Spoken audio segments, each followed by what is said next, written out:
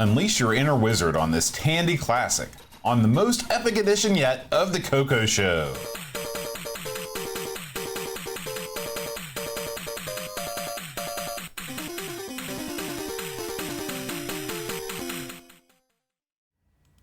Hi everybody, welcome to the CoCo Show. I'm John. And I'm Aaron. And today, Aaron, we're talking about Wizard's Den. Oh man, I love it. You know, Aaron, there's a Wizard of Oz. Yeah. There's a Wizard of War. Yeah. What are you the Wizard of? I'm the Wizard of eating. I would say would be there. I'm the Wizard of wasting time. I'm the Wizard of pointless minutia. That's what I'm the Wizard of. You're not selling yourself here. So I'll give you an example. I'm looking at this logo right here. It's a perfect example of the pointless minutia. This is a stupid thing that I stole somewhere, recolored and touched up, right? The amount of time this took a dummy is ludicrous. And no one on the radio will even know it, and the people watching at home won't care. But I'm the Wizard of that. Pointless minutia. What about you?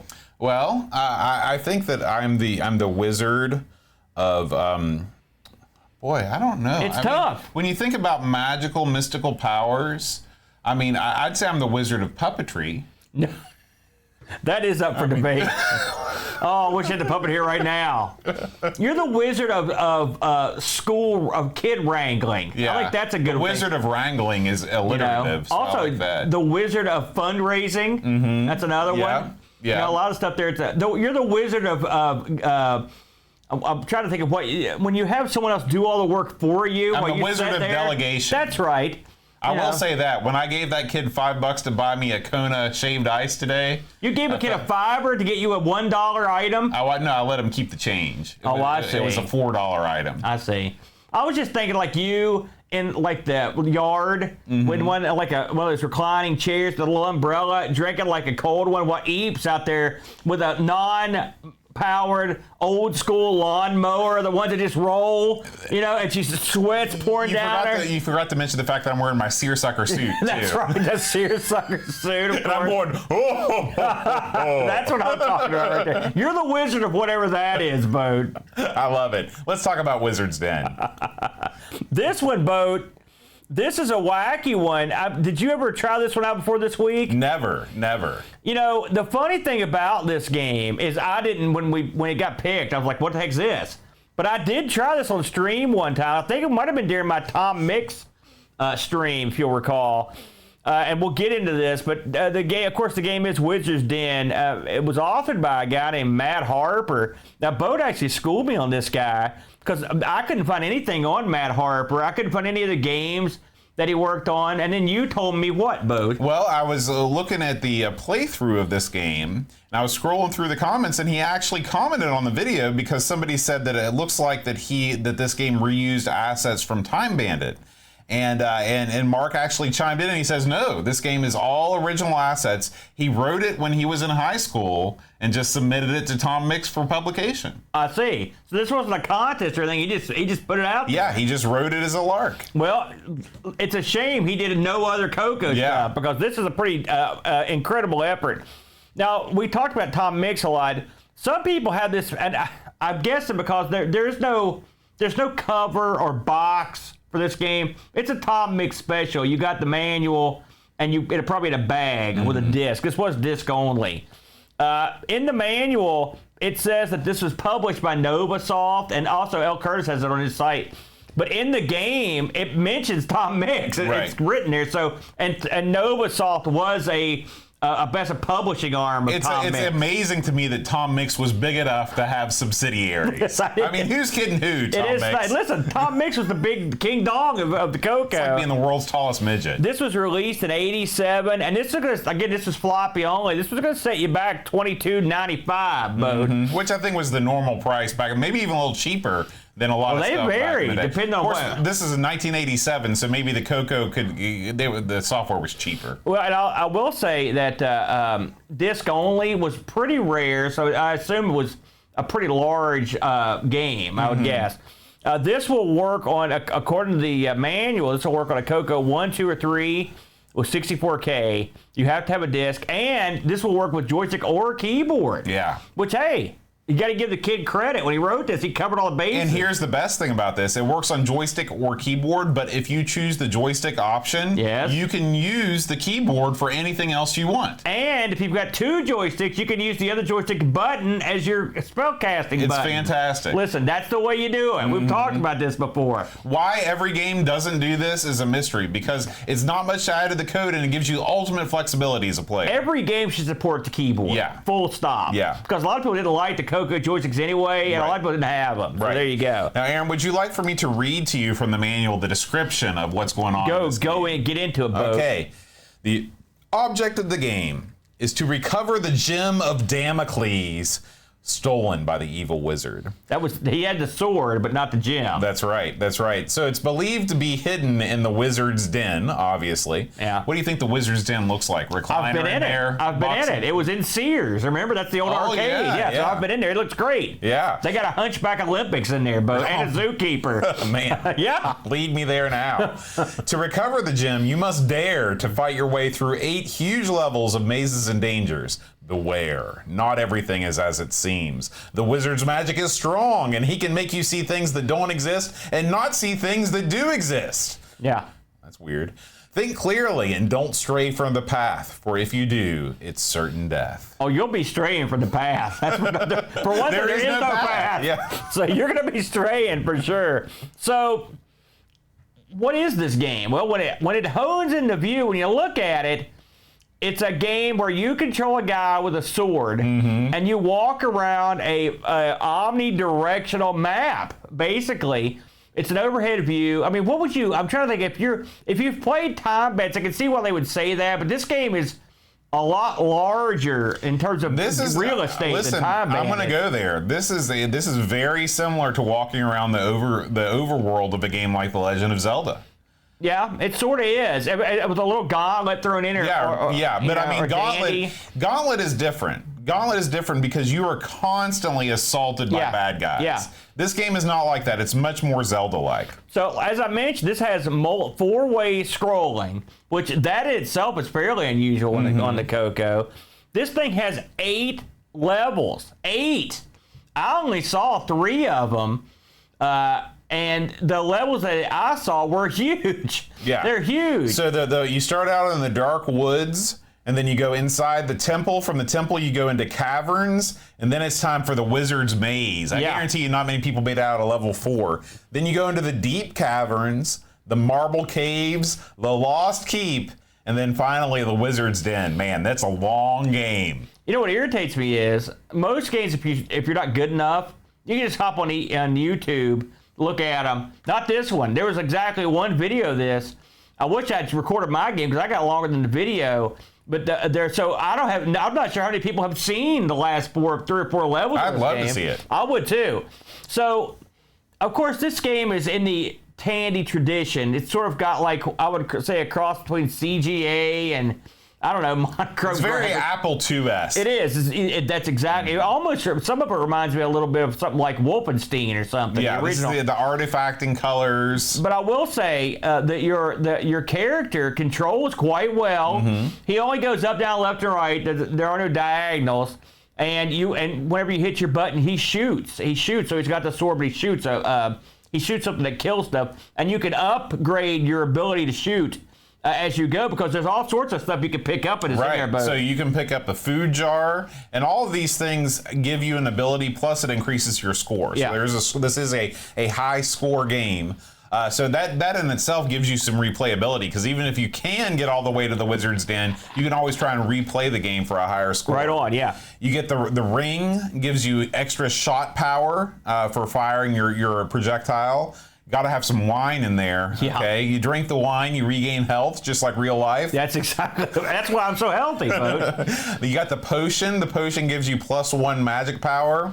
If you get the sword power up, it allows you to have an extra shot on the screen, so you can get 2 shots on the screen. And then finally, if you manage to collect the gem of Damocles, you win the game and get a bonus score of 5 million points. Yeah. Just to give you some context, if you get the ring, that's only 5. The rest of the items are only 1,000 or 500 points. Yeah. So I mean, obviously, you also beat the game, right, on top of everything else. Now, the game at the top. This is a game that actually has an area for information that doesn't suck. Yes. It's actually good. It tells you your status. The status itself is hilarious. It's got a long list of different statuses. So the status goes all the way from when you're walking around and say you're in great shape, and you kind of start out in great shape. Then you can rapidly deteriorate through bruised, badly hurt, near death, and dead. Yeah, that's right. When you're dead, you get your own status update. However, if you manage to increase your health, you can get up to powerful.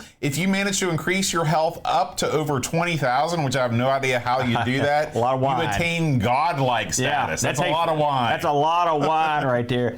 And so the status is literally written at the top, and it changes. It's kind of neat. Yeah. It's almost like a DM kind of telling you what's going on. It's very good. Then there's a gimmick that under your status that just clicks. It's these two arrows that click back and forth continuously, making this. It's like a little desk toy. It gives you something to look at as you're playing the game. I can't. I mean, it will print a status message there when you need one, like if you picked up a ring or drink a potion.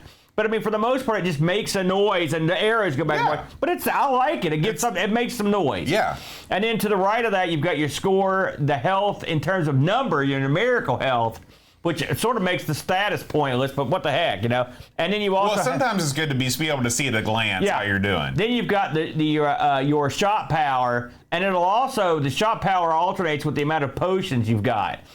So you've got what you're going up against in terms of how much your score is and how much your health is. Now, I'm going to talk about the game itself. So you walk around, on the first level, you're in sort of like a courtyard of like a castle or keep, and you're going around this courtyard defeating monsters.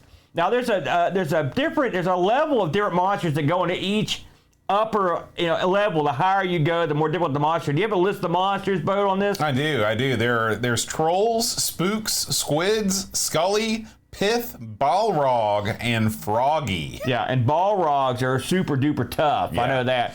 You won't see too many tough things. On the first level, you won't see any tough stuff. And most of the time, you can kill these things with, say, 4 or 5 shots. Well, and the way they work is there's actually statistics baked into the game. So you have shot power at the beginning of the game, which essentially gives you it gives you like your shot power is how many hits it takes to take off 1 hit point. Right. Okay. So if your shot power is 1 and the spook is 2, you got to hit the spook twice. The squid, which you see a lot of squids early on in the game. Yes, you do. They have 10 hit points. So if your shot power is 2, it's going to take 5 hits apiece. You really increasing your shot power is very, very important in this game. Because by the time you get to these tougher monsters like the Scully, that's 50 hit points. The Balrog, 255. Yeah. Not only that, the damage caused by these things is massive. So the Spook is only 41. The Squid is 100. Each hit takes away 100 of your life. Now you've got tons of life, so it's not huge. But the Balrog is swinging for 255 the whole time. I wonder if that 255 is some sort of a binary thing. I don't know. You run into that number a lot. And also, some of the enemies can actually stun you, and you have to sit there and get mauled unless you use potions. You just take a beating. Now, the monsters are tough, but you'll also run across terrain that hurts you in the form of like bone chips, bone fragments on the ground. Yeah, so you don't want to walk over the bones, and there's bones everywhere. This is a very deadly world, and it's also a world where they dispose of their dead in sort of mass communal open-air graveyards. I like to just lay where they drop, Yeah. But now, with all that said, you would think a game like this, a 2D game where you're scrolling around, would be kind of like, not that big a deal. But actually, the guy that put this together, the kid, this guy could put together a level. The first level, you really feel like you're exploring. It's a huge level, and there are different parts of it that you have to journey to. There's an area it's almost like it feels like it's underground in a cave. It's full of bone fragments. And what they'll do is have you go. You can decide. Do I want to go through all these bone fragments to get what's over there? Is it worth it? Because they knock your health off bad. Right. And it's a press your luck sort of thing, because what you see over there is you see some potions, and potions can be good, but potions can also be poison. Yeah. So now, the good news about this game is that it's not procedurally generated. So whenever there's a poison somewhere, you can remember, okay, next time I play this, I'm not going to collect that thing and go through the boneyard. Good tip, Bode. I hadn't thought about that. And sometimes there'll be rings. Sometimes there'll just be more stuff back in there. You'll also come across these areas that I guess are sort of like the monster generators in Gauntlet, because that's where monsters come from. And you can't really do anything about it, but they don't spew forth like they do in Gauntlet. Yeah. It's like occasional. But just on the first level alone, there's the underground area. There's another like sub area. There's a temple. I mean, there's decor in this thing that you'll come across, which is fun. And you'll come across treasure and whatnot. And when you leave the first level, you'll actually go up this little flight of stairs, and that's when you go into the next area, and that's where the disc will load, and you'll go to the next area, and the next area looks totally different. The tile set's different. And what differentiates this from something like Time Bandits is, it's that there's more like, it feels more like a quest. And that felt like just a crazy, more arcadey type game. This actually makes you feel like you're having an adventure. Listen, I'm gonna be real with you here. Be real. I think this is a better game than Time Bandit. Me too. Oh yeah, me too. It boggles the mind why, number one, nobody talks about this game, and number two, why this guy didn't make game making a career. Yeah. If he was writing this kind of stuff in high school, I mean, he's talented. That's talent. I would assume that because of the late release of this, that probably has something to do with it. Because I mean, and look at us, we hadn't really got to play it, but I mean, this is a triumph. It's something you wouldn't expect your CoCo 1, 2, or 3, which is 4K to pull off. Right. I mean, this is and I'm not comparing these, okay? But you're going into the realm of like a map like Ultima would have, or something like that. This is basically Skyrim for the CoCo. Yeah. Let's be honest. Well, listen, I'm not going there, but it is fun, and it feels more like a D&D adventure, which is I enjoy.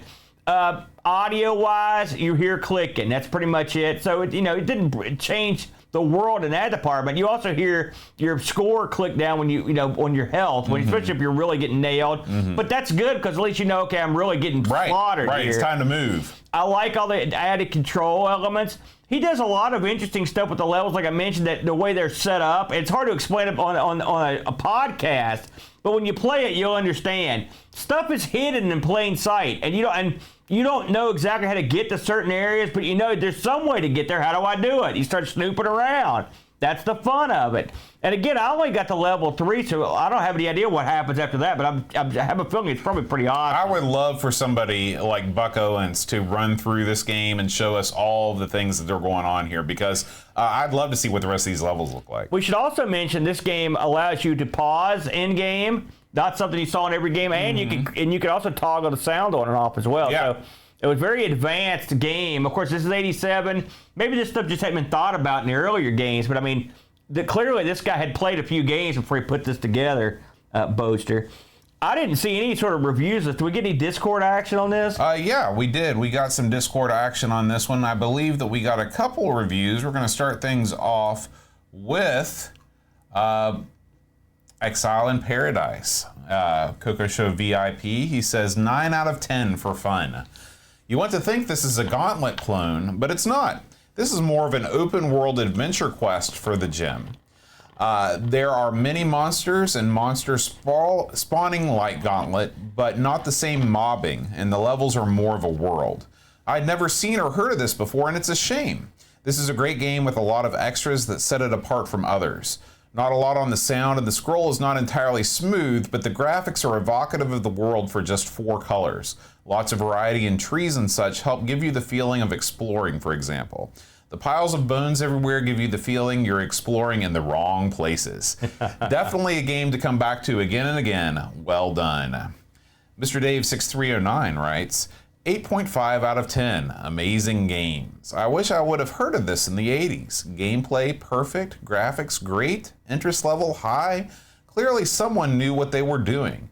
If you haven't seen this game, you will be in for a pleasant surprise. Great animations and software sprites. Pajako 6502 finishes us up and he says, Wizard's Den is a hard game and it doesn't let up. The baddies come at you without end, and you can forget treading on bones to get away. That will do you no good. Actually, the bones thing is quite grueling psychologically, knowing you have to walk somewhere that will harm your character, especially when health is low. A little mix of Gauntlet and Gisburn's Castle, if you know your BBC micro games.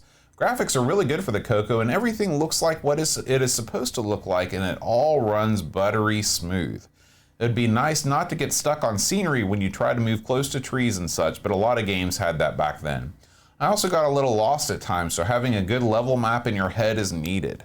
I like the status text, as for some reason I found seeing the words poor shape and near death connected me more with my character. Yeah. Must play on the system, 8 out of 10. He's got a valid point there. Yeah, I did feel like that. And also, he mentioned getting stuck in the scenery. I will say, one of the downsides of this, and it happened to me once, just once, I got to a point where I couldn't move. I was stuck on the scenery, and I got a guy attacking me, and I couldn't move through him, and so I just sat there and just got killed. So you have to be a little bit careful. But again, it only happened to me one time in one place. But not so bad. Yeah, it's hard to put this thing in a category, or like I was thinking, well, maybe it's a little bit like Adventure, but it's really, I can't think of a game that's quite like this. I mean, it's not as deep as something like an Ultima, but the look of it reminds me of the old Ultima again, game. I'm going to say it again. If you take away the dungeons, this is exactly like walking around the overworld of The Legend of Zelda. Yeah, and I will say one other thing. To reiterate what you said, this is a top shelf title here. Yeah. This was a one that I really enjoyed, and I spent a lot of time with it this week. And it's definitely one that I'm going to play on emulation so I can save some points so I can try to get further, because I'd like to see the ending. And if I do, I will record that particular event. A good one, Bode. Are you ready to take the plunge into the exciting world of the Tandy Color computer? Have you tried emulation and found it to be confusing and unreliable? The hell is Bitbanger? It's time to get yourself a real CoCo and get yourself over to retrorewind.ca to get it out with everything you need to enter the CoCo universe. The CoCo SDC is the fastest, easiest way to jump into the nirvana that is gaming on the Tandy Color computer. A preloaded SD card is already included, so just pop it in your CoCo and away you go. Pick up your CoCo SDC at Retro Rewind and be sure to use the promo code AMIGOS10 to save 10% off the already low price. Thank you to retrorewind.ca for sponsoring the CoCo Show. All right, Aaron, let's find out what we're playing next week.